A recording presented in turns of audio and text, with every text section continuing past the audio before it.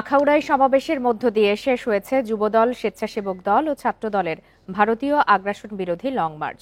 বুধবার বিকালে আখাউড়ায় পৌঁছায় নেতাকর্মীদের গাড়িবহর। সিলেট, কুমিল্লা সহ বিভিন্ন অঞ্চল থেকেও বিপুল নেতাকর্মী যোগ দেন সেখানে।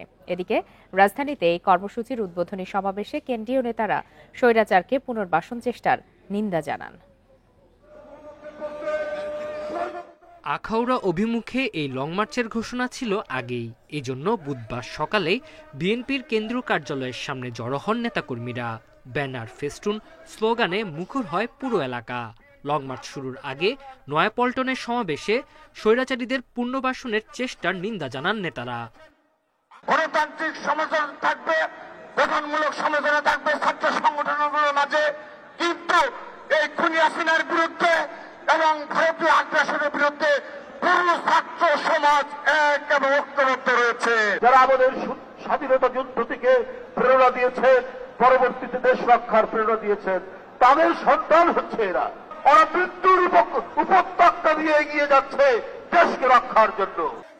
সকাল ৯টায় কর্মসূচির উদ্বোধন করেন সিনিয়র যুগ্ম মহাসচিব রুহুল কবির রিজভী। লং মার্চের গাড়িবহর নারায়ণগঞ্জ নরসিংদী পার হওয়ার সময় মহাসড়কের দুপাশে জড়ো হন নেতাকর্মীরা। ভারতীয় আগ্রাসনের বিরুদ্ধে দেন নানা স্লোগান।